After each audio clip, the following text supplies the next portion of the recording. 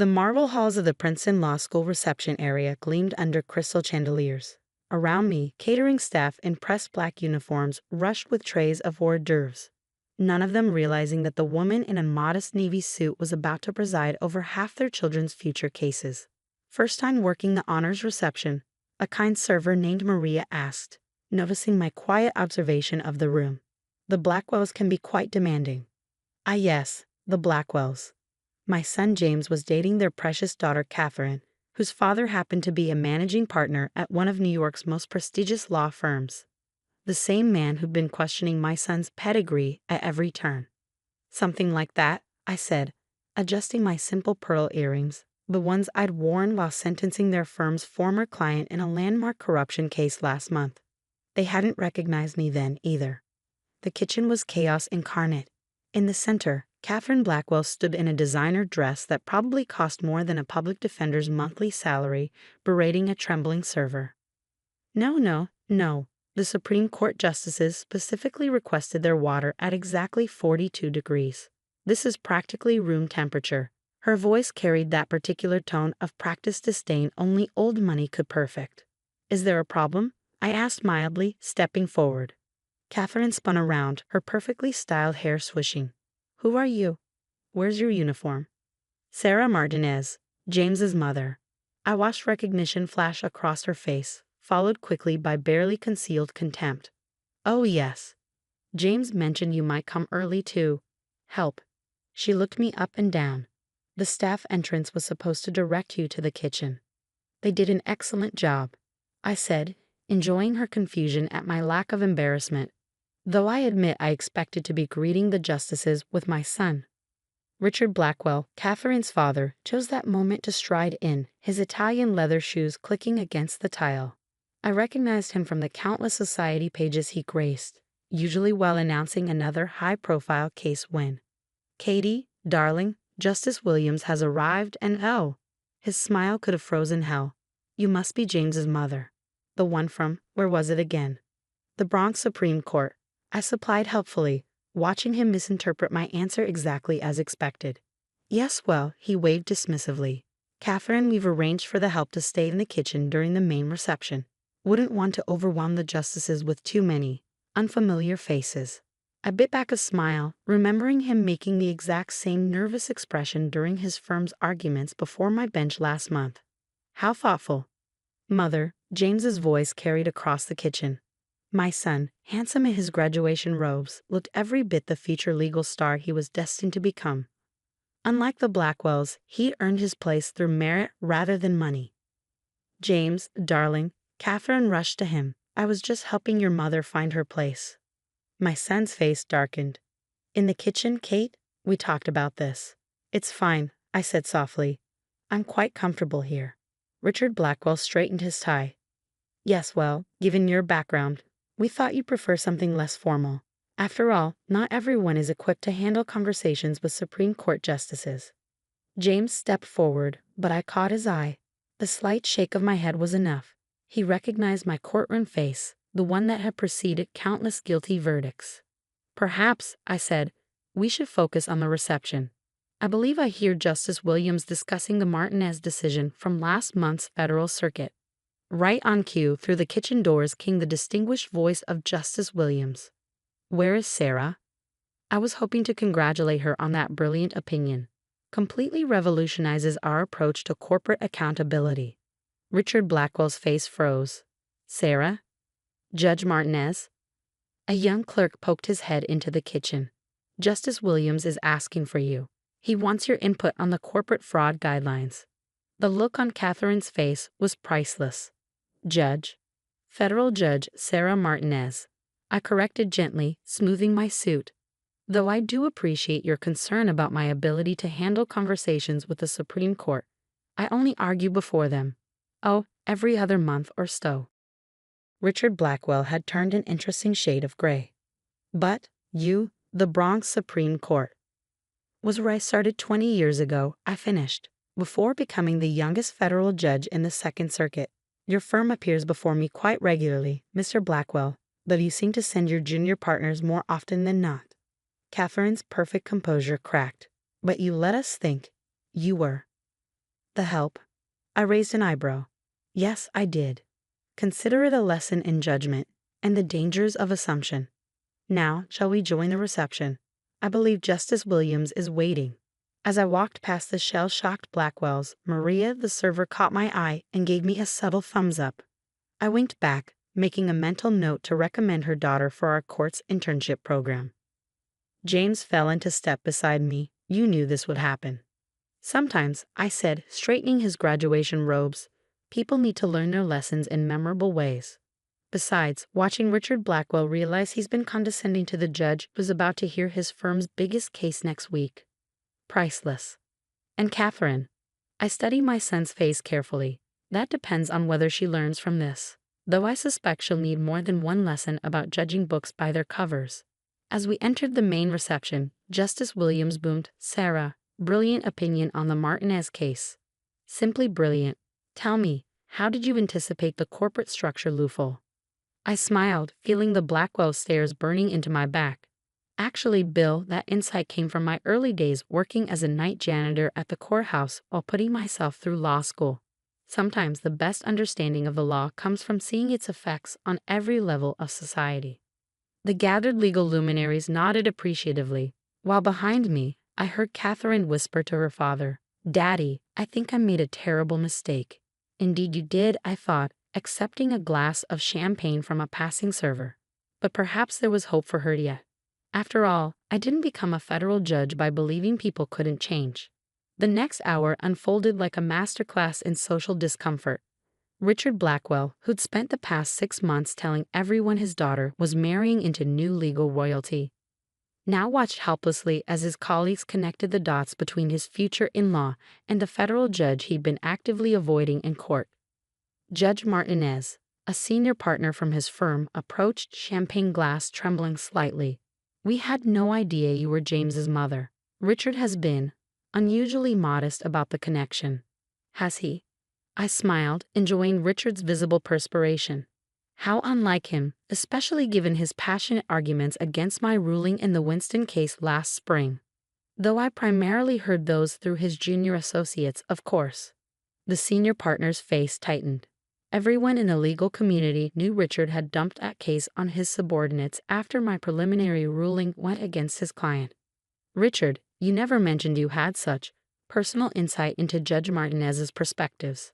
Catherine, still wearing her designer dress but with considerably less composure, hovered at the edges of conversations, watching her carefully cultivated social network realign itself around the new reality. The daughters of other legal dynasties, who previously followed her lead in snubbing James' humble background, now competed for his attention. "James," she caught his arm as he passed. "I need to explain." "Explain what, Kate?" My son's voice was quiet but carried the same steel I often use from the bench.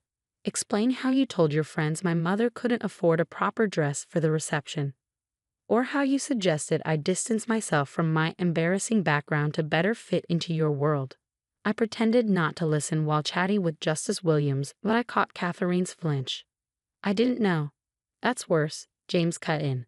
"You didn't know she was a federal judge, so you thought it was okay to treat her like she was beneath you. What does that say about how you view people who actually work in service jobs?" Maria, the kind server from earlier, passed by with a tray. Catherine's face flushed as she recognized her from the countless times she'd snapped at her during previous events. Catherine's carefully applied makeup couldn't hide her growing distress. "James, please. We can fix this." "Fix what?" A new voice joined the conversation. Margaret Blackwell, Catherine's mother, arrived with the precise timing of someone who'd been waiting for the right moment to pounce. "Catherine, darling, we need to discuss damage control. Do you realize half the judges in this room have heard about your little kitchen incident?" I decided to take pity on them, or perhaps set up an even more valuable lesson. "Mrs. Blackwell," I turned from my conversation. "Perhaps we should discuss this somewhere more private. The donors' lounge should be empty." The Blackwells followed me like condemned prisoners to their sentence. Once inside the luxurious lounge, Margaret immediately went on the offensive. "Judge Martinez, surely we can come to an understanding. Richard's firm has several major cases pending in your court. Are you attempting to negotiate with a federal judge, Mrs. Blackwell?" I kept my voice mild, but both women paled. Because that would be highly inappropriate, wouldn't it? I didn't mean. No, I said softly, you never mean it, do you? You never mean to be cruel to service staff or to judge people based on their perceived social status or to teach your daughter that human worth is measured by bank accounts and family connections. Catherine sank into a leather chair. I'm sorry, she whispered. I know it doesn't help, but I am truly sorry. Actually, I took a seat across from her. It does help, but only if it's the beginning of real change, not just damage control. Margaret remained standing, her perfectly manicured hands clasped tightly. What do you want from us? Want? I raised an eyebrow. Mrs. Blackwell, I have everything I could want. A fulfilling career, a wonderful son, and the satisfaction of knowing I earned every step of my success. The question is, what do you want for your daughter? Catherine looked up, mascara slightly smudged. What do you mean? I mean, do you want her to continue believing that worth is measured by designer labels and social connections? Or do you want her to understand what real strength and character look like? I don't understand, Margaret began, but Catherine interrupted. You want me to work for it, she said slowly. Like you did. Like James does. I smiled, seeing perhaps the first genuine insight from her all evening. My first job was cleaning courtrooms at night. Know what I learned there? That the person emptying your trash bin at 2 a.m. might be studying for the bar exam. That the server you snapped at might have a daughter in law school. That character isn't inherited with trust funds. It's built through understanding and respecting every person's dignity. But what can I do? Catherine asked, and for the first time, I heard real desperation to learn in her voice. Well, I said, the Legal Aid Society is always looking for volunteers, and I believe the Courthouse Daycare Center needs reading tutors for the children of defendants who can't afford childcare during their trials. Margaret gasped. Catherine can't possibly. I'll do it, Catherine cut in. Both programs, and I'd like to apologize to Maria and all the other staff I've been horrible to. Catherine, her mother protested. No, mother. Catherine stood, straightening her spine. Judge Martinez is right. I've been awful, we all have. And if I want to deserve someone like James, I need to become someone worthy of respect, not just someone who demands it. I studied her face, seeing perhaps the first crack in the perfectly crafted social facade. You know this won't be easy. Your friends won't understand. Your parents' social circle will talk. Let them, Catherine said firmly. I'd rather be known for doing something meaningful than for being mean to people who serve me drinks. Margaret sank into a chair, looking shell-shocked. Your father will never understand. Then perhaps, I suggested, it's time for Mr. Blackwell to spend some time in his firm's pro bono department. I hear they're terribly understaffed. As we returned to the reception, I watched Catherine walk straight to Maria and ask for a moment of her time. The apology wasn't perfect. Years of ingrained superiority don't disappear in one evening. But it was a start. James appeared at my elbow.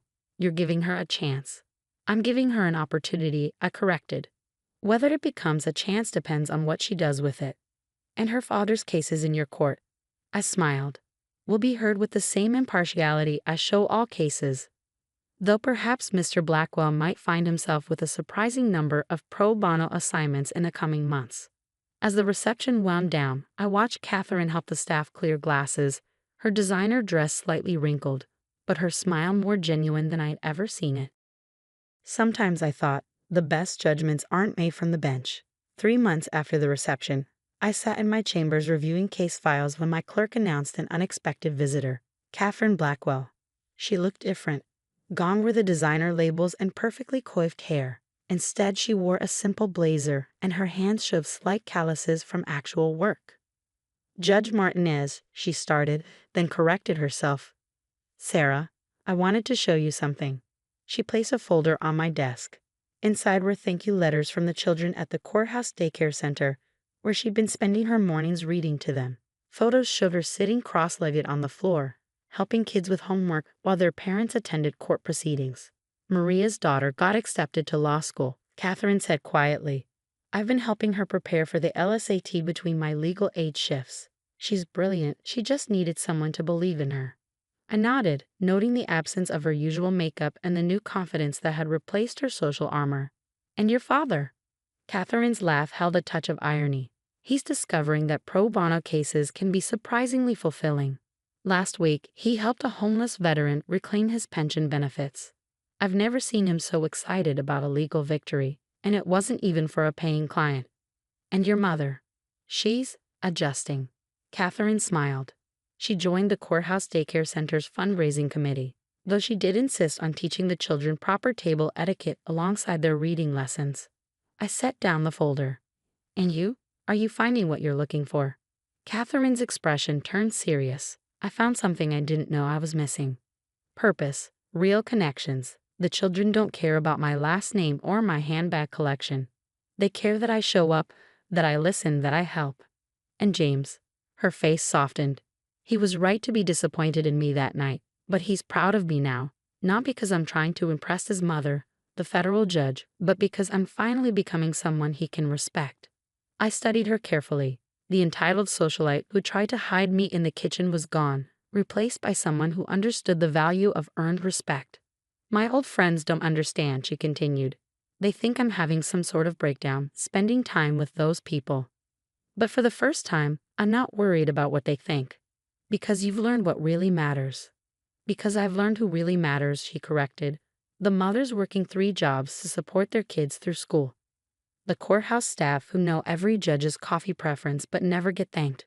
The public defenders fighting impossible odds with impossible caseloads. I smiled, remembering my own journey from nighttime janitor to federal judge. And what's next for the new Catherine Blackwell? She straightened in her chair. I've applied to work as a public defender after graduation. Father nearly had a heart attack. He already had my corner office at the firm picked out. But I want to earn my own way, make my own mark. It won't be easy, I warned. The pay is low, the hours are long, and the work is heartbreaking. I know, she said simply. But thanks to that night in the kitchen, I finally understand that the hardest paths often lead to the most meaningful destinations. As Catherine left my chambers, I thought about power and privilege, about kitchens and courtrooms, about the lessons taught in unexpected moments. James appeared in my doorway. Mom? Ready for lunch? Let me guess. Catherine told you she was coming. He grinned. She wanted you to know the lesson stuck, that she's changed.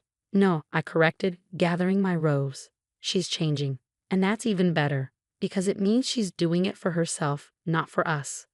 As we walked to lunch, passing Maria's daughter studying law books in the courthouse library, I remembered another young woman who'd once cleaned these halls while dreaming of something more. Sometimes the best verdicts are the ones that transform lives rather than just judge them. And sometimes the biggest changes start in the smallest places, like a kitchen at a law school reception, where an entitled young woman learned that true worth isn't about where you stand, but how you treat those around you. Darling, no one respects a woman who puts her career before family, Eleanor said, adjusting her knockoff Hermes scarf. The real ones were still out of her price range, despite her recent marriage to a regional sales director. I glanced around my corner office at Augustine Luxury Group, where I'd just finished a conference call about our Asian market expansion. Is there a reason you're in my office at 10 a.m. on a Tuesday, Eleanor? Can a mother be concerned about her daughter-in-law's choices? She perched on my visitor's chair, eyeing the genuine Hermes bag under my desk with poorly concealed envy. I wasn't aware my career success required your concern. I replied, scanning quarterly reports on my tablet. Department store numbers were down again. No surprise in the digital age. It's just that Charles's children need a maternal figure, she pressed. Since their mother is unavailable. Unavailable was Eleanor's polite term for building a successful art gallery in Paris. Heaven forbid a woman choose career over Eleanor's approved life script. They have a mother, I reminded her, and 2 very qualified nannies, plus their father, your new husband, who seems perfectly capable. But they need family, Eleanor insisted. Real family, not hired help. My phone buzzed with a message from the board. The CEO announcement would be coming sooner than expected. Eleanor had no idea she was sitting in the future chief executive's office. I am family, I said carefully, one who's about to. I caught myself before revealing the promotion, one who's very committed to both career and family obligations. Committed? Eleanor laughed her social climbing laugh. Darling, you're never home. Those poor children barely know their step-on. Stepsister-in-law, I corrected absently, noting another alert from the board. And they see me at family dinners. I'm not traveling for work. Family dinners aren't enough. Little Madison is struggling in math. The twins need activities coordinated. And don't get me started on teenage Thomas's attitude. Through my office windows, I could see the department heads gathering for the morning meeting, the meeting where my promotion would be announced. Have you considered, I said carefully, that I might be able to help the children more through my career than by being their unpaid nanny? Eleanor waved dismissively. What could be more important than hands-on family care? Your little retail job. Vice President of Global Operations, I corrected, though not for much longer. Yes, very impressive title, she patronized.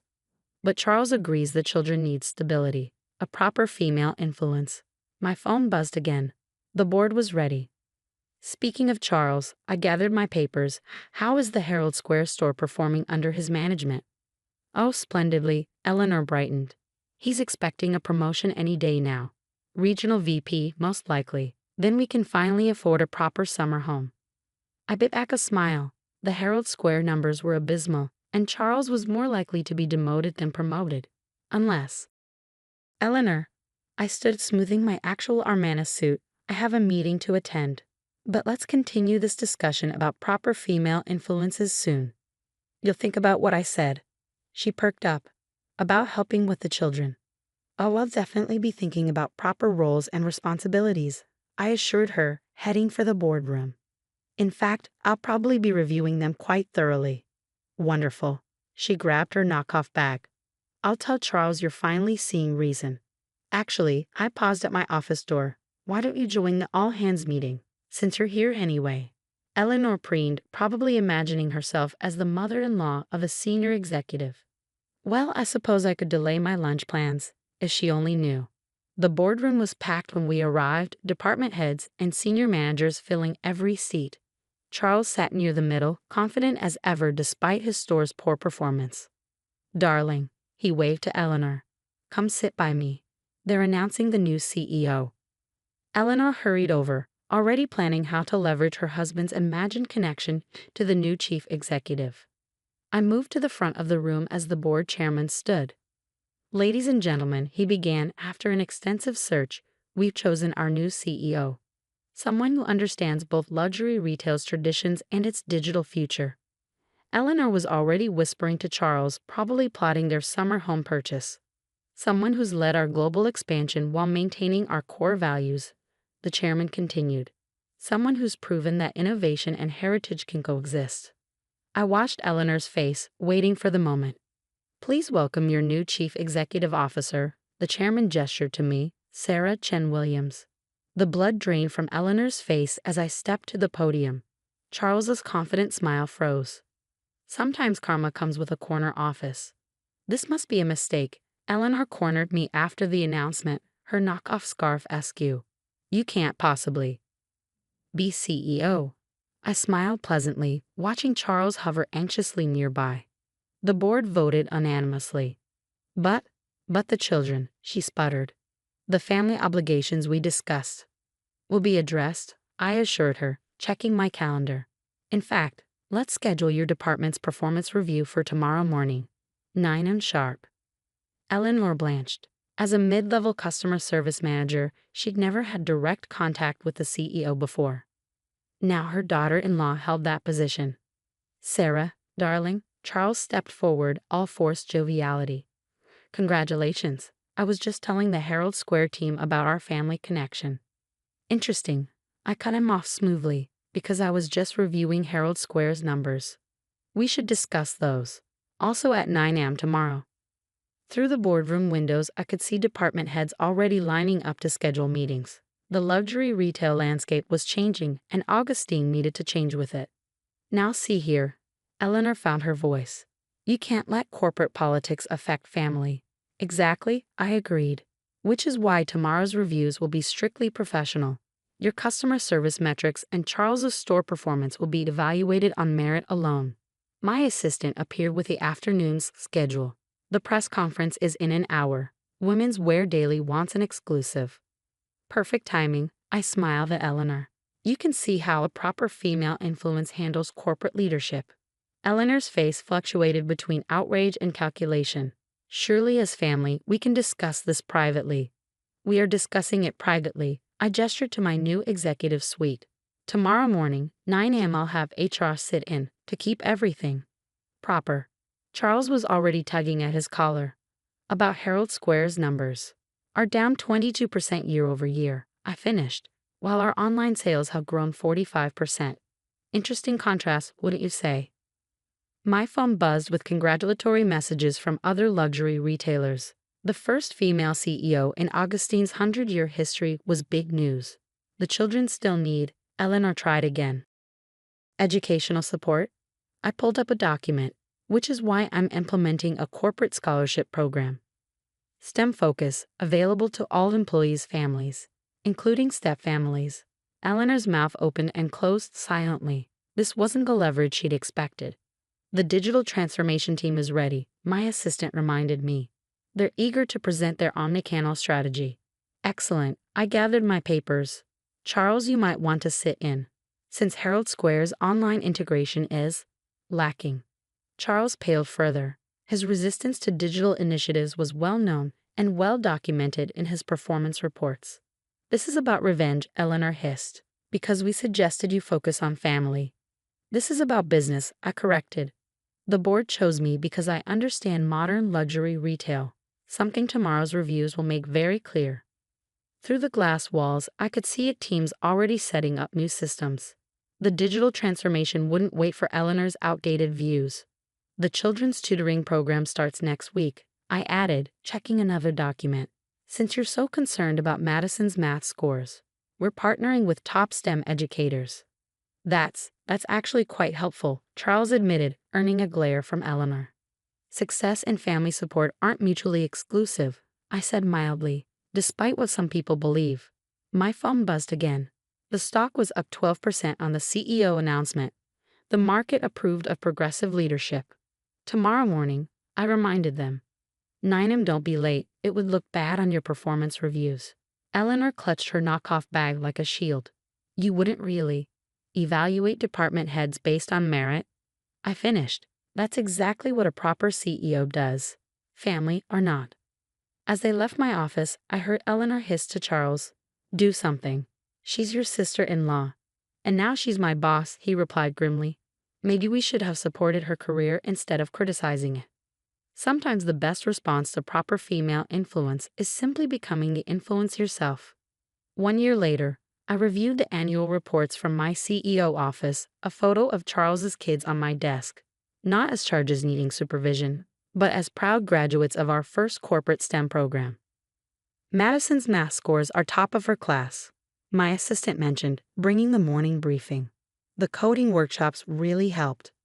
And Eleanor? I asked, though I already knew the answer. Still heading customer service at the Phoenix branch, she smiled. After the reassignment. The reassignment had come after Eleanor's disastrous performance review. Instead of managing complaints at our flagship store, she now handled returns in Arizona. A lateral move, technically, just to a much smaller pond. Charles is actually excelling at digital integration, I noted, checking the Herald Square numbers. Amazing what proper motivation can do. After nearly losing his position, he'd embraced our online strategy. Herald Square's numbers were up 35% year over year, leading our brick-and-mortar transformation. The twins joined the tech internship program, my assistant added. They're developing an app for virtual try-ons. Through my office windows, I could see our innovation lab where Thomas, no longer the troubled teen, was leading a team of young developers. Eleanor's proper female influence hadn't been what the children needed. Opportunities were. Eleanor's latest email about moving back to New York? I asked. Deleted, my assistant confirmed, along with her suggestions for family-friendly corporate policies. Those policies already existed, implemented my way. Childcare support, educational programs, flexible schedules. Real support, not just Eleanor's version of maternal obligation. The board loved the key 4 results. I touched the latest report. Our digital-first strategy is becoming an industry model. We transformed Augustine from a traditional retailer into a modern luxury platform.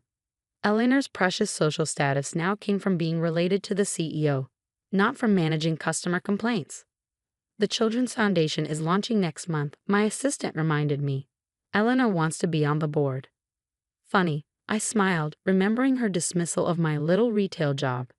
Tell her the board positions are merit-based. She's welcome to submit her qualifications. The foundation would support STEM education for underprivileged youth. Not quite the proper female influence Eleanor had envisioned, but far more impactful. Charles asked about expanding the digital integration. I noted. Seems he's finally embraced the future. Unlike his wife, my assistant muttered. Eleanor's still telling everyone she's responsible for your success. That her motherly guidance inspired you. I laughed, remembering her demands that I quit to babysit. Let her. Success is the best response to criticism. My phone buzzed with another industry award nomination. First female CEO, highest digital growth, most innovative luxury retailer. Not bad for someone who was supposed to be coordinating children's activities. The kids want to showcase their projects at the shareholders meeting, my assistant mentioned, rather than attend Eleanor's country club luncheon. They'd found their own paths, far from their grandmother's social engineering. Madison was already talking about business school, inspired by more than proper female influence. Sometimes the best family support isn't what others demand. I observed, watching the innovation lab buzz with activity. It's creating opportunities for growth. Eleanor had wanted me to give up everything to focus on family. Instead, I built something that benefited everyone, including the children she claimed to care about so much. The new digital flagship launches next quarter, my assistant reminded me. Eleanor's Phoenix branch will be last in the rollout schedule. A small reminder of who really held the power now. Not through social status or family manipulation, but through actual leadership and results. Family first, I murmured, giving Eleanor's words new meaning. Just not the way she planned. Through the glass walls, I could see the future we'd built, not through sacrifice and submission, but through innovation and empowerment. The children were thriving, the company was soaring, and Eleanor. Well, Eleanor was learning that sometimes the best way to support family is to ignore those who claim to define it. Success, after all, speaks louder than social expectations. The security footage played on my office monitor, showing exactly what happened yesterday afternoon. Amanda, my daughter-in-law of 6 months, was throwing my few possessions onto their manicured lawn while my son Michael stood silently in the doorway. We're tired of supporting your pathetic existence, her voice crackled through the speakers. Go find some shelter that takes in worthless old women. I watched myself calmly picking up my fallen photos, my husband's old watch, and a small box containing 30 years of memories. The neighbors peeked through their curtains, some filming on their phones, as Amanda continued her tirade. And don't think Michael will help you anymore. We're starting a family, and we can't waste money on someone who couldn't even save for retirement. If she'd only known that I owned not just their house, but the entire development at the Davidson Property Group, one of the largest real estate companies in the city, was built by the worthless old woman she was screaming at. I switched off the footage and turned to face the floor-to-ceiling windows of my penthouse office. Below, the city sparkled, my city in many ways. 30 years of careful investments, always operating through layers of corporations, never letting anyone know that Sarah Chin, the quiet widow who worked as a part-time cleaner, was actually one of the wealthiest property owners in 3 states. Mrs. Chen, my assistant Jessica's voice came through the intercom. Your son's mortgage application just came in. Send it through. The document appeared on my screen. Michael and Amanda Davidson, applying for a $750,000 mortgage to buy their rented home. The same home they'd just thrown me out of. They'd been renting it at well below market rate, though they didn't know it was my doing. Also, Jessica continued, the video of yesterday's incident is trending locally. Several tenants' rights groups are calling for action against the Davidsons. I sighed, remembering how proud Michael had been when he married Amanda, the ambitious real estate agent who promised to elevate his social status. How quickly she'd started commenting on my clothes, my job, my modest lifestyle. Mother, why don't you get a better job? She asked during family dinners. It's embarrassing telling my friends my mother-in-law scrubs toilets. I never told them that I kept cleaning houses because it kept me grounded, reminded me of where I started. That every property I bought was first carefully cleaned by my own hands, every investment personally inspected while wearing my cleaner's uniform. My late husband James had understood. You built this empire with hands that weren't afraid of hard work, he'd say. Never let anyone make you ashamed of that. A knock at my office door interrupted my thoughts. Come in. Maria, one of my longest-serving housekeepers, entered with tears in her eyes. Mrs. Chen, we all saw the video. How could they do that to you? I smiled at her concern. Maria was one of the few who knew my dual identity, having worked with me for 20 years. It's okay, Maria. Sometimes people need to learn hard lessons about judging others. But Miss Amanda, she's been horrible to all the cleaning staff in the building too, treating us like we're invisible. I know, I've been watching, documenting, waiting to see if she'd learn on her own. How's your daughter's college fund coming along? Thanks to your scholarship program, Elena will graduate MIT debt-free next year. Maria beamed with pride. She still can't believe the mysterious Mrs. Davidson approved her application. Another of my aliases, the philanthropic widow Mrs. Davidson, who funds education for employees' children. The irony that I used Michael's father's name for my charitable work wasn't lost on me. My phone buzzed. A text from Michael. Mom, I'm sorry about yesterday, but Amanda's right, we need to focus on our future. I can help you find a nice retirement home. A retirement home. My son, who lived in my house, wanted to put me in a home while applying for a mortgage for my company.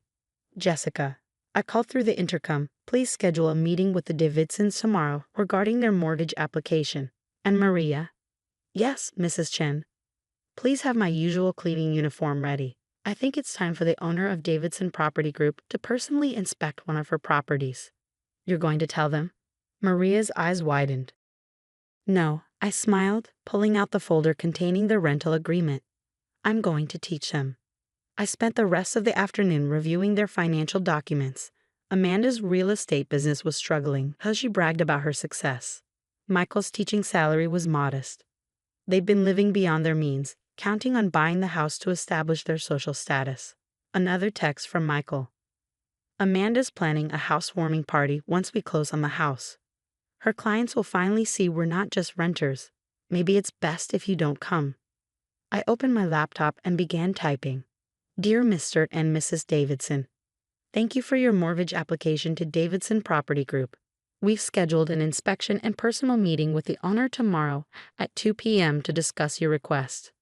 Please note that all current residents must be present, including any family members who have resided at the property within the past month. Regards, Office of Sarah Davidson, CEO. I use my legal name, Sarah Davidson Chen, so rarely that even Michael didn't know it. Tomorrow he would. Jessica, please send this email to the Davidsons and contact our legal department. I want all the documentation about my ownership of the company ready. Yes, Mrs. Chen. And the trending video.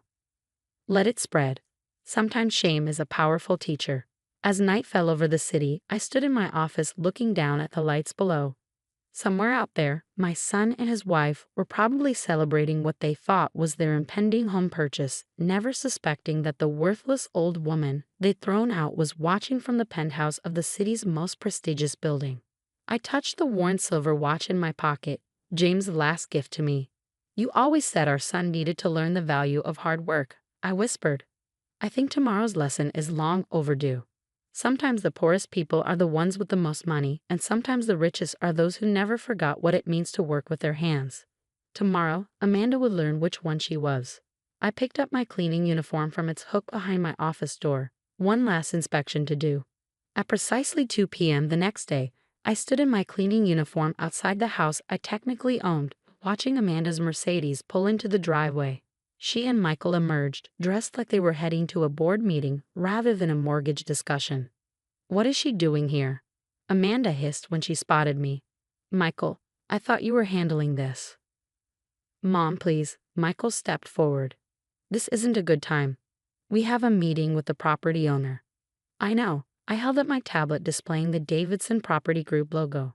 Shall we begin the inspection? What? No, you don't understand. Amanda laughed dismissively. We're meeting with Mrs. Davidson herself, the owner. Yes, I nodded, using my key to open the front door. You are. The confusion on their faces would have been comical if it weren't so sad. They followed me inside, Amanda practically vibrating with indignation. This is ridiculous. I'm calling the property management office right now. Go ahead, I said calmly, running my finger along the mantle. Jessica will confirm that Sarah Davidson Chen is currently conducting your inspection. Michael froze. Davidson Chen? Your father's name was James Davidson. I continued, examining the window frames. When we married, I took his name legally, though I kept Chen for my more modest work. You're lying. Amanda's voice shook. This is some pathetic attempt to. I pulled out my phone and dialed the office, putting it on speaker. Jessica, please confirm my schedule for the Davidsons. Yes, Mrs. Davidson Chen. You're currently conducting a mortgage application inspection at 1447 Maple Grove. Would you like me to send through the ownership documentation as well? Amanda sank onto the couch, her perfect blazer wrinkling. This can't be happening. The funny thing about wealth, I said, still inspecting their housekeeping, is that it shows itself in how you treat others, not in what you own. Your baseboards need cleaning, by the way. All this time, Michael whispered, the cleaning jobs, the modest apartment before I moved out, were choices, I finished. Because true wealth isn't about showing off. It's about creating opportunity for others while never forgetting where you came from. I opened my tablet, displaying their financial records. Speaking of which, let's discuss your mortgage application. Your current income doesn't support the purchase price, and your credit is concerning. But we have to buy it. Amanda stood up. I've already told everyone at my agency, my clients. Perhaps you should have thought of that before throwing the owner out onto the lawn. The silence that followed was deafening. Through the window, I could see Maria and her cleaning team arriving for their regular service. All employees who'd received housing assistance, educational scholarships, and health care through my company. Those cleaning ladies, Amanda said slowly, the ones I told to use the service entrance, are valued members of the Davidson Property Group family. Many of their children are in college thanks to our scholarship program. The same program that rejected your recent application for your unborn child, I believe. Michael's head snapped up. You're pregnant? Amanda at least had the grace to look ashamed. I was going to tell you. I thought once we owned the house, you'd have social status. I finished. A place in the right circles. Tell me, what circles welcome people who throw elderly women onto the street? I pulled up the viral video on my tablet. The comments were scathing, with many recognizing Amanda from her real estate business. Your rental agreement expires next month, I continued. Given recent events, I don't think we'll be renewing it. Mom, please. Michael finally found his voice. We'll lose everything.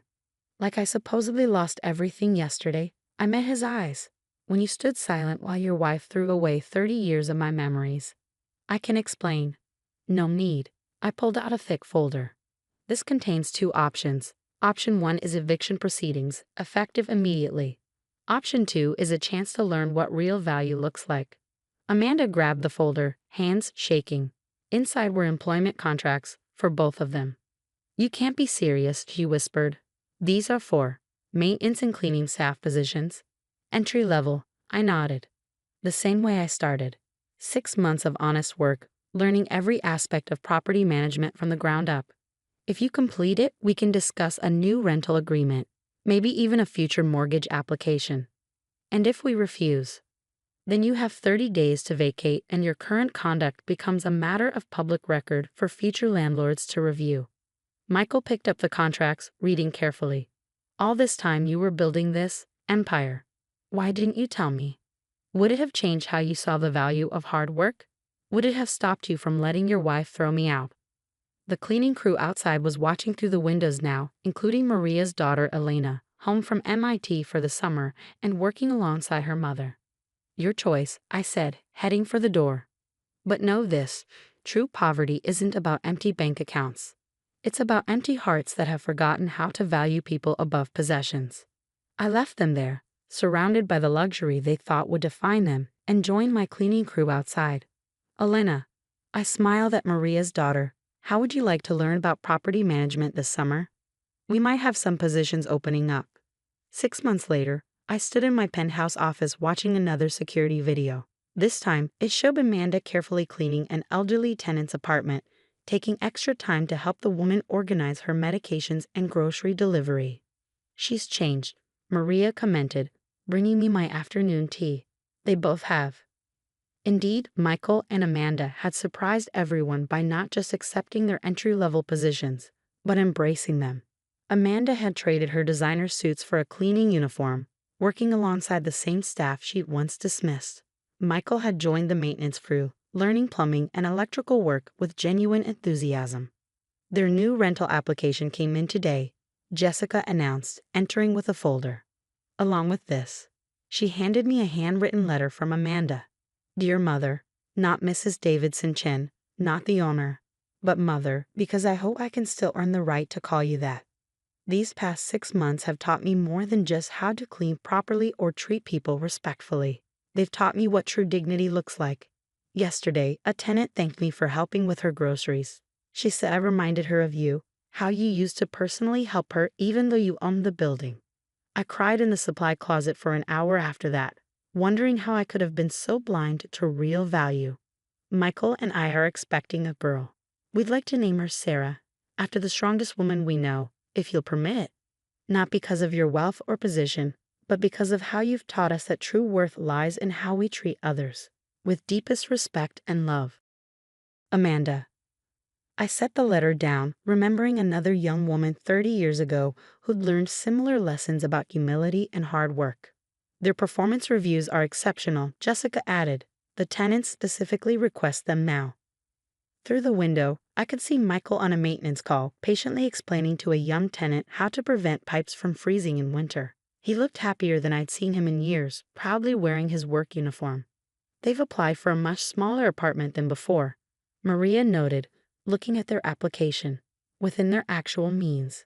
And they've enrolled in the company's education program, Jessica added. Amanda's studying property management, Michael's getting certified in building systems. I smiled, picking up their application. Tell them the owner would like to meet. When they entered my office an hour later, still in their work uniforms, the change was striking. Gone was Amanda's artificial polish, replaced by genuine warmth. Michael stood straighter, with quiet confidence rather than social anxiety. First, I said, congratulations on the baby. Amanda touched her growing belly. We meant what we said about the name. You've taught us so much. About more than just buildings, Michael added. About dignity, respect, real value. Then let's talk about your future with Davidson Property Group. I opened their file. Your supervisors recommend you for advancement. There's a junior property manager position opening. Actually, Amanda interrupted softly, we'd like to stay in our current positions a while longer. There's still so much to learn from the ground up. I sat back, pleasantly surprised. And your social circle? Your real estate clients?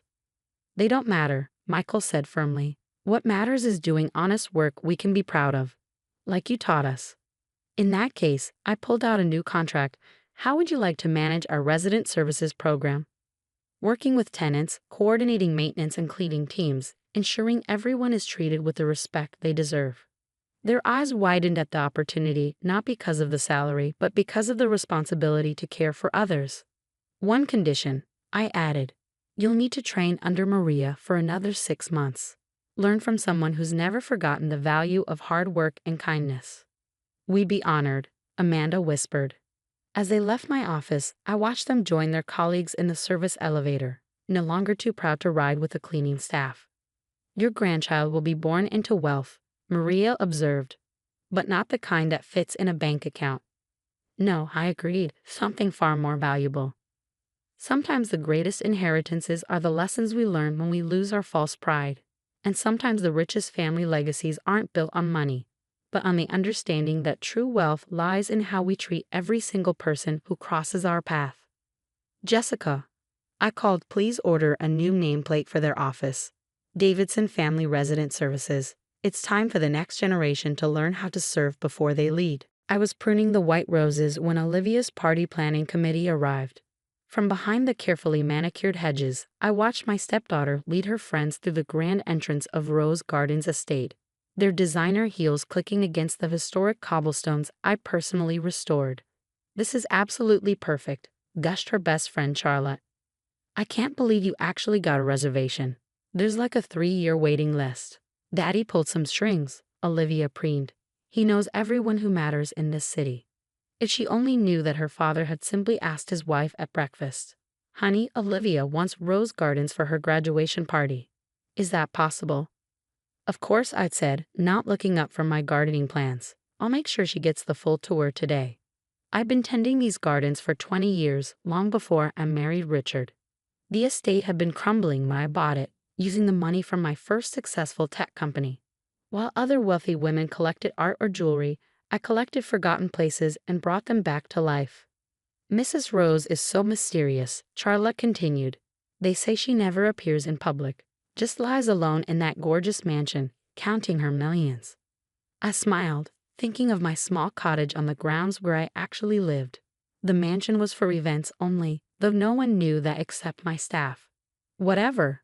Olivia waved her hand dismissively, as long as she approved our reservation. Now, we need to make sure everything is perfect. None of those tacky decorations people usually use. Miss Olivia, Maria, my head of events, approached the group. Your father asked me to personally handle your tour today. Perfect. First, we need to discuss the guest list. Obviously, no staff or service people allowed to attend. I don't want anyone's parents who work in retail or restaurants or whatever ruining the photos. I felt Maria's eyes flick to where I stood among the roses. She knew exactly who I was, all my staff did. They also knew why I chose to work alongside them regularly, wearing the same simple black uniform they did. Speaking of staff, Olivia continued, can you make sure that gardener woman isn't here that day? You know, the one who's always in the rose garden. She's actually my dad's new wife, and she's so embarrassing. Thinks she knows everything about flowers just because she works here. Your stepmother works here. Charlotte's eyes widened. Yeah, it's mortifying. She probably lied her way into the job to get close to rich people. That's how she trapped my dad. If she'd ever bothered to Google her new stepmother's name, she'd have found plenty of articles about the tech entrepreneur who mysteriously disappeared from public life 10 years ago to pursue her passion for historic preservation. But Olivia had never even asked what I did before marrying her father. Miss Olivia, Maria's voice was carefully neutral. Perhaps we should discuss the venue's policies. First, I need security to remove that woman if she tries to come in for the party. Olivia interrupted. I already told her she's not invited, but you know how the help can be. So presumptuous. That's when I stepped out from behind the roses, pruding shears still in hand. Good morning, ladies. Oh God, Olivia rolled her eyes. What are you doing here? Don't you have leaves to rake or something? Actually, I'm here to approve any special requests for your party. As the owner, I like to handle VIP events personally. The silence that followed was broken only by the gentle fountain I'd imported from Tuscany. Owner? Charlotte squeaked. That's ridiculous, Olivia scoffed. Mrs. Rose owns this place. Yes, I smiled, extending my soil-stained hand. Isabella Martinez Rose. Though you've just been calling me that gardener woman for the past year. The color drained from Olivia's face. No, you're lying. Daddy would have told me. Your father respected my privacy as I asked him to. I prefer to work with my hands, to know every inch of these gardens personally. But perhaps it's time for proper introductions. Maria, bless her, chose that moment to step forward. Mrs. Rose, shall I show them the private rose garden? The one you designed for your stepdaughter's graduation. I'd spent months on that garden, selecting each variety to match Olivia's favorite colors, arranging them in a pattern that would look stunning in photos. Another surprise ruined by prejudice. I don't think that will be necessary, I said quietly. Miss Olivia has made her feelings about the help quite clear. This is insane. Olivia's voice rose. I'm calling Daddy right now. This has to be some kind of sick joke. Go ahead, I nodded. He's actually in my office, reviewing the contract you insisted on having your party planner sign. Charlotte and the other girls were already backing away, their phones undoubtedly burning up with texts about the scandal unfolding in front of them. You've ruined everything. Olivia screamed. This was supposed to be perfect. No, sweetheart, I sighed. You did that yourself the moment you decided some people were beneath you because of their work. I didn't? That's not what you meant. I gestured to Maria. Should we replay what you said about staff members' children? About retail workers' families? About your own stepmother? Tears started streaming down her face, sneering expensive makeup. Why didn't you tell me? Would it have changed how you treat people who work for a living? Would knowing I'm wealthy make me more worthy of respect? That's not fair. Neither is judging people based on their jobs. Neither is banning your father's wife from your graduation celebration because you're ashamed of honest work. Richard appeared then, his face grim. I heard everything, Olivia. Daddy, she tricked us. No, he said firmly. She showed us exactly who you've become, and I've never been more disappointed. The silence that followed was heavy with more than just humidity in the Miami air. The party is obviously canceled, Richard continued. Unless, Olivia hiccuped through her tears. I stepped forward, brushing soil from my hands. Unless you're willing to learn why I choose to work in these gardens, why every member of my staff is family to me, why true worth has nothing to do with designer labels or trust funds. How? By working here, every day until graduation.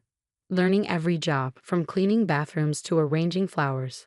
Earning your party instead of demanding it. That's insane. I can't. My friends. We'll see exactly who you choose to be, Richard finished. A spoiled child who thinks she's too good for honest work or someone worthy of celebrating in this beautiful place. 2 weeks into her garden education, as Richard called it, Olivia stood in the estate's grand kitchen at 5 a.m., learning to bake the signature rose-flavored macarons we served at events. Your hands are shaking, I observed, watching her carefully pipe the delicate cookies. They hurt, she admitted. From the thorns yesterday. She'd spent the previous day helping me prune the climbing roses, learning the hard way that even the most beautiful things require careful handling.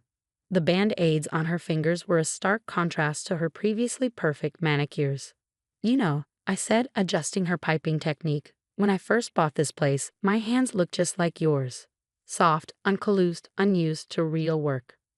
Why did you buy it? She asked, genuinely curious for the first time. If you were already rich from your tech company. Because beauty needs protecting, I replied simply. This estate was going to be demolished for condominiums. 300 years of history in gardens just gone. Sometimes the most valuable things aren't the most profitable. She was quiet for a moment, concentrating on her piping. Like the scholarship program? I smiled. Pleased she'd noticed. Half our staff's children attended private schools or colleges on Rose Garden scholarships, including Maria's daughter, who was now at Yale. Charlotte's not speaking to me anymore, Olivia said suddenly. None of them are. They said I'm contaminated now. By having to work. And how does that make you feel? Angry, but not at them, exactly. More at myself for being like that too. The kitchen filled with the sweet scent of baking as the first batch of macarons went into the oven. Through the windows we could see the garden staff arriving, ready to start their day. They all know, don't they? Olivia watched them gather for morning assignments. Who you really are?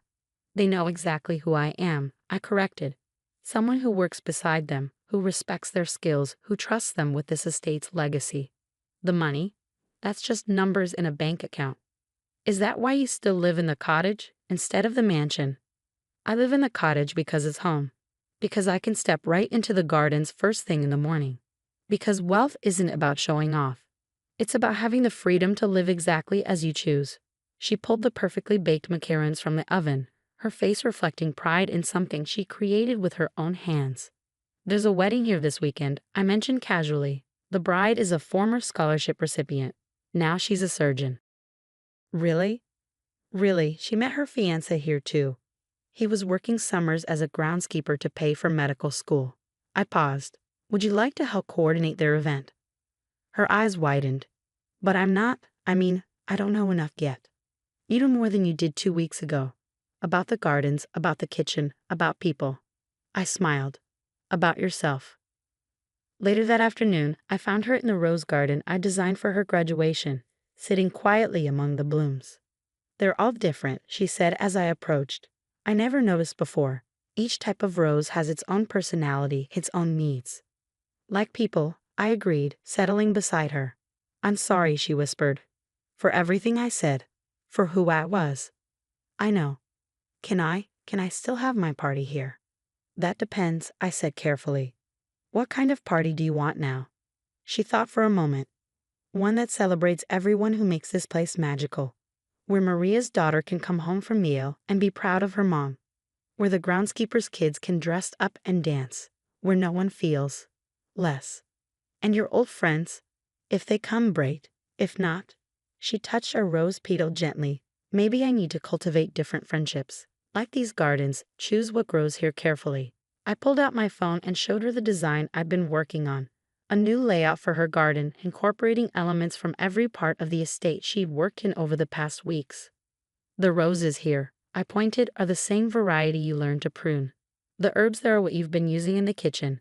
The fountain is smaller than the main one, but you learned to maintain the pumps. It's perfect, she breathed, but I haven't earned it yet. No, I agreed. But for the first time, you understand what earning means. That's a good place to start. Sometimes the most beautiful gardens grow from the hardest soil, and sometimes the finest blooms come from careful pruning of our own thorny attitudes. Now, I stood up, brushing dirt from my uniform, ready to learn about event lighting. The wedding couple will be here in an hour to discuss their plans. She jumped up, straightening her own matching uniform with new pride. Lead the way, Mrs. Rose. Call me Isabella, I smiled. Or even better, call me Mom. On the morning of Olivia's graduation party, I found her already in the gardens at dawn, checking each rose personally, just as I'd taught her. Her once manicured hands now bore the honorable scars of 3 months' hard work, and her designer dress had been replaced by our staff uniform.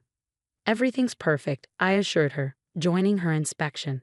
You've made sure of that. I just want them all to see it, she said softly, not just the beauty, but the love that goes into every detail. The guest list had changed dramatically from her original plan. Gone were many of the society names, replaced by the families of Rose Garden staff. Charlotte and her circle had declined their invitations, unable to comprehend Olivia's transformation from society princess to someone who now knew the name of every gardener's child. Your father's here. I nodded toward the main house, where Richard stood watching us with proud tears in his eyes. He's brought your graduation robes. Can I wear them over my uniform? She asked. I want everyone to see that I'm proud to be part of the staff. 3 months ago, such a request would have been unthinkable. Now it felt like the most natural thing in the world. The party itself was unlike anything Rose Gardens had ever seen. Olivia had insisted on working alongside the staff, pausing only for photographs and quick hugs. She served macarons she'd baked herself, arranged flowers she'd grown from seedlings, and made sure every scholarship child felt like royalty. Try this, she urged, offering a tray of appetizers to Maria's daughter Emily, home from Yale. I learned the recipe from your mom. Emily, who'd once served at events here herself, smiled knowingly. The secret ingredient is love, right? And a little bit of dirt under your nails, Olivia laughed, showing her working hands proudly. During the evening speeches, Richard stood to address the gathered crowd. 3 months ago, I watched my daughter learn the hardest lesson of her life. That true value isn't in what you own, but in what you give. She learned it from the most remarkable woman I know, who could have lived in luxury but chose to live in service. I felt Olivia squeeze my hand as her father continued. My wife Isabella didn't just restore these gardens. She restored hearts, hopes, and dreams. And now she's helped restore something even more precious, my daughter's soul. Olivia stepped up to the microphone next, still in her uniform and graduation robes. 3 months ago, I thought this party would be about showing off my privilege.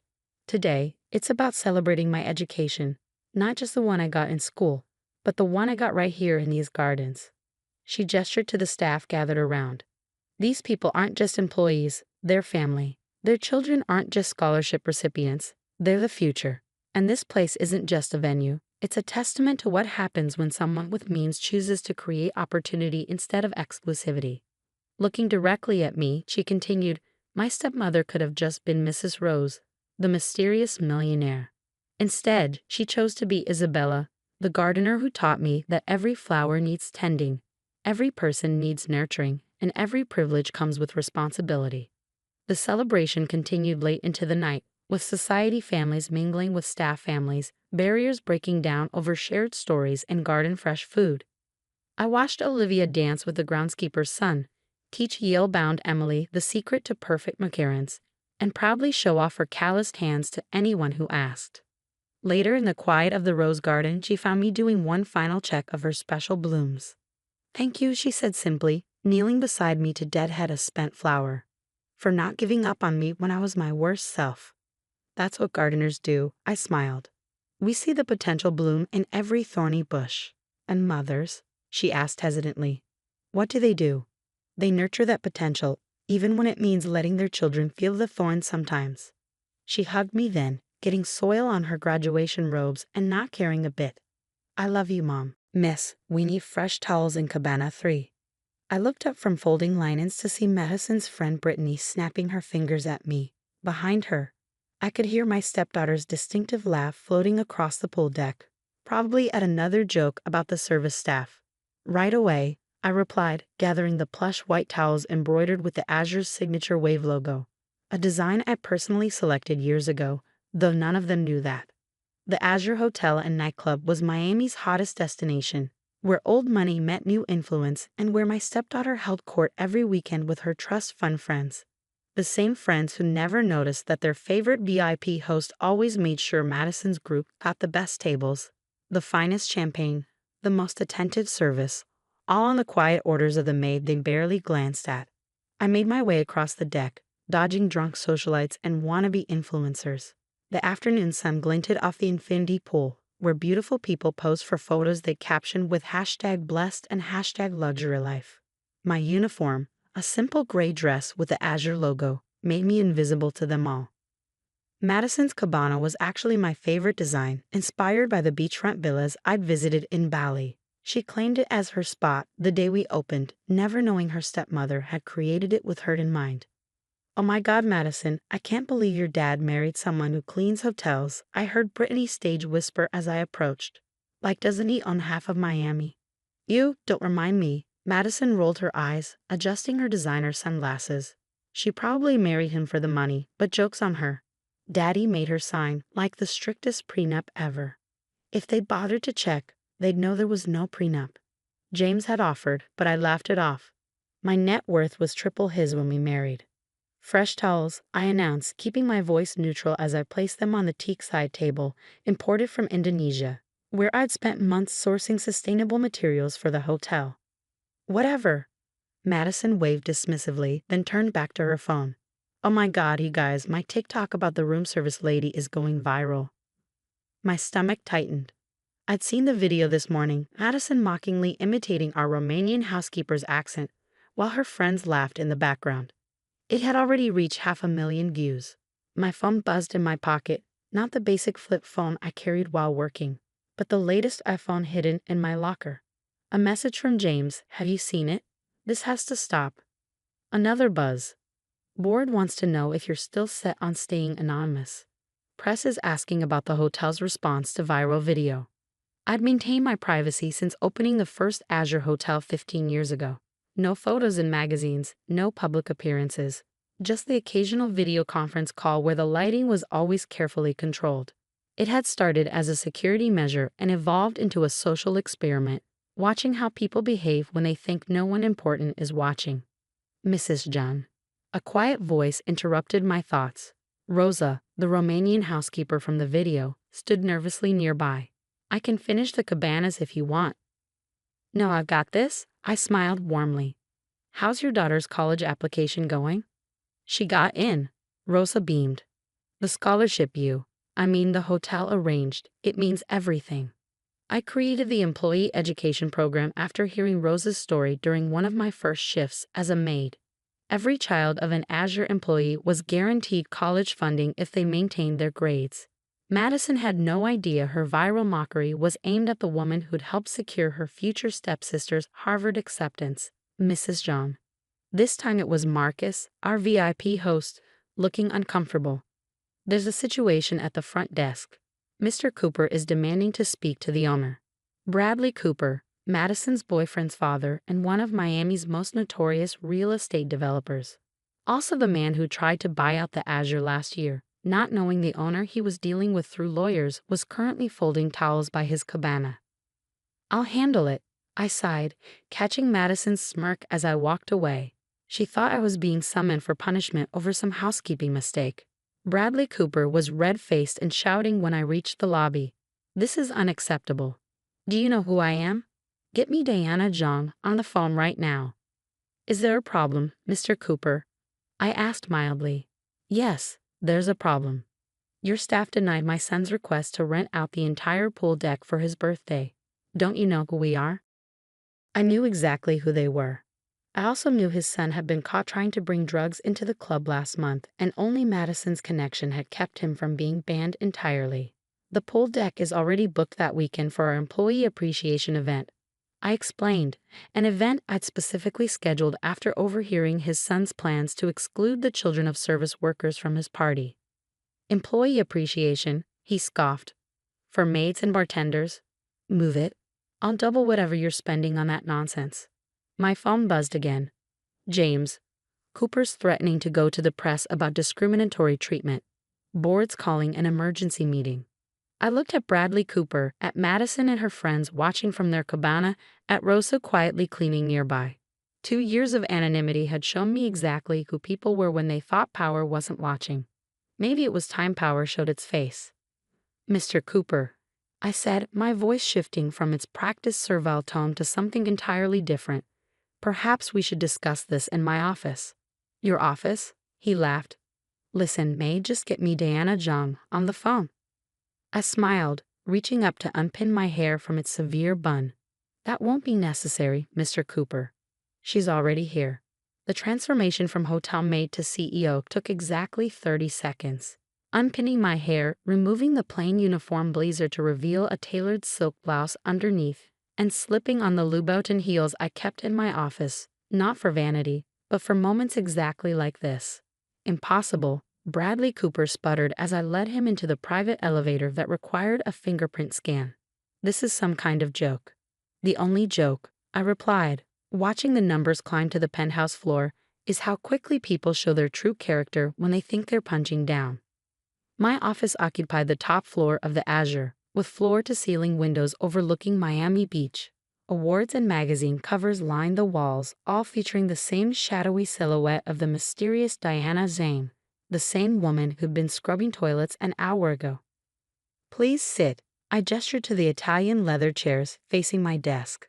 Let's discuss why you think your son's birthday party takes precedence over my employees' families. Before he could respond, the door burst open. Madison stood there, still in her bikini, with Marcus, the VIP host, looking apologetic behind her. I'm sorry, Mrs. Zhang, he started. She insisted. It's fine, Marcus, I waved him away. I believe it's time for a family meeting anyway. Madison's face went through a series of expressions: confusion, disbelief, horror.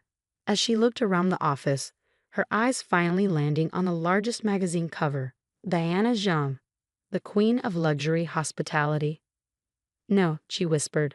No. Yes, I said simply. Please join us. Mr. Cooper and I were just discussing the value of human dignity. She sank into a chair, her designer beach cover-up suddenly looking childish in a sophisticated office space.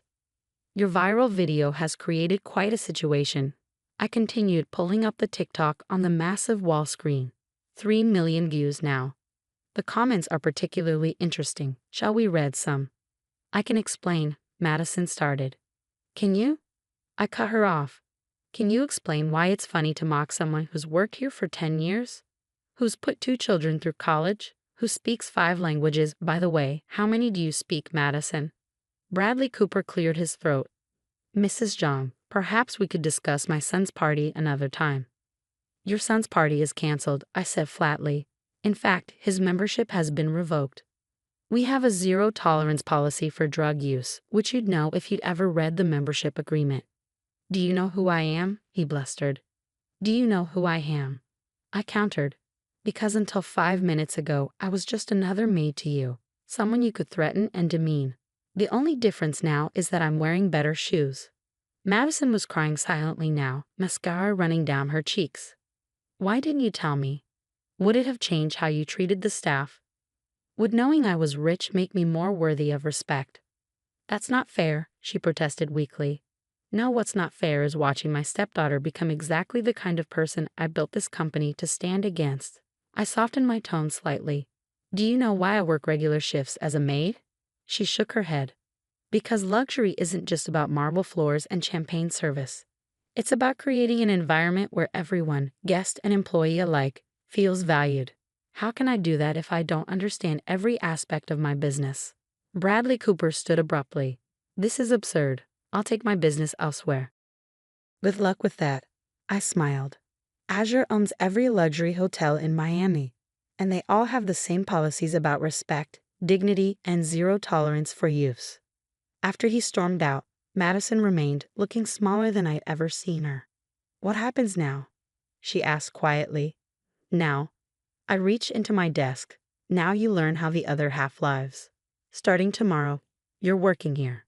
Working, like as a maid? Like as everything. You'll rotate through every position. Housekeeping, front desk, kitchen, maintenance. Just like I do. Just like every executive in this company does. For how long? Until you understand why that viral video wasn't funny. Until you learn that the woman you mocked has more wisdom in her accent than you have in your entire social media presence. She wiped her eyes, smearing expensive makeup across her face. And if I refuse? Then you lose your membership, your access to all Azure properties, and your summer internship at the corporate office. I paused. Your father agrees, by the way. He's tired of watching you become someone he didn't raise you to be. A long silence followed, broken only by the distant sound of pool parties and Miami traffic below. Does Rosa know? She finally asked. Who you are? Everyone knows, I said softly. They just choose to treat me the same whether I'm in uniform or designer suits. That's real character, Madison. That's what I've been trying to teach you. She looked down at her expensive swimsuit, at her perfectly manicured nails that had never known real work. When do I start? Tomorrow. 6 a.m. You'll start with Rose's team. I held out a uniform identical to the one I'd been wearing. Welcome to the real world of luxury hospitality. She took the uniform, fingers tracing the Azure logo she previously dismissed as beneath her. One more thing, I added as she turned to leave. That viral video, you're going to make a new one. Apologizing, explaining what you've learned, and announcing Azure's new anti-discrimination initiative. The one you'll be helping to develop from the ground up. Yes, ma'am, she whispered, the first time she ever addressed me with respect. As she left, I looked out over Miami Beach at the string of Azure properties glittering along the coastline. Each one built on the principle that true luxury isn't about what you have, but how you treat others. 6 months later, I stood in the back of our largest ballroom, once again in my housekeeping uniform, watching Madison address the annual Azure Employee Appreciation Gala. When I first started working here, she said to the gathered crowd, I thought I was being punished. What I didn't realize was that I was being given the greatest gift of my life, the chance to learn what real dignity looks like. The audience, a mix of housekeepers, bartenders, managers, and executives, all in the same uniform, nodded in understanding. They'd watched her transformation from entitled socialite to someone who now insisted on working regular shifts even after earning her position as community relations director. My stepmother taught me that luxury isn't about price tags or exclusivity. Madison continued, gesturing to where I stood. It's about creating spaces where everyone feels valued, whether they're cleaning rooms or running the company. Sometimes they're doing both. I smiled, remembering her first day on Rose's team. How she cried after 4 hours of making beds and scrubbing bathrooms. How she'd come home that night and hugged me for the first time in 2 years, whispering, I'm sorry, into my shoulder. That's why I'm proud to announce Azure's new education and employment initiative, she revealed. Every child of our employees will now receive not just college scholarships, but guaranteed internships and job opportunities within our company. Because talent and dedication can wear a uniform or a designer suit, sometimes both in the same day. The applause was genuine, especially from Rosa, whose daughter was now interning in our corporate office while attending Harvard. And finally, Madison's voice softened. I want to thank the woman who taught me that true power isn't about making others feel small. It's about lifting them up. Mom, could you join me up here? The room went quiet as I walked to the podium, still in my gray uniform. Madison hugged me tight, then stepped aside. Many of you know me as Mrs. Zhang, the owner of Azure. I addressed the crowd. But I'm prouder when you know me as the person who worked alongside you, who learned your stories, who understood that every role in this company matters equally. I turned to Madison, and I'm proudest of all to be the stepmother of someone who learned that lesson too, even if it took a viral video and a 6 a.m. wake-up call to get there. Laughter rippled through the room. Madison's apology video had gone even more viral than her original mockery, sparking a national conversation about workplace dignity and respect.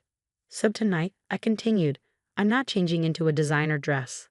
I'm staying in this uniform because it represents everything we stand for at Azure. The belief that true luxury is treating everyone with dignity, regardless of their role or title. The standing ovation that followed wasn't for the billionaire CEO or the social media influencer's daughter. It was for the message we represented together. That character isn't about what you wear or what you own, but how you treat others when you think no one important is watching. Later, as we helped the cleanup crew break down the ballroom, yes, even after the gala, Madison nudged my shoulder. Bradley Cooper's son applied for a job in housekeeping, she grinned. Said he wants to earn his way back into the club, not buy it. And I told him to report to Rosa on Monday, 6 a.m. sharp. I laughed. You're getting good at this. I had a pretty amazing teacher, she said softly, even if I was too blind to see it at first. We finished folding the last table together, our matching uniforms a reminder that sometimes the best view isn't from the top. It's from wherever you can make a difference in someone's life. Ready for tomorrow's shift? I asked as we headed out. Always, she smiled. Someone has to show the trust fund kids how to make a proper bed.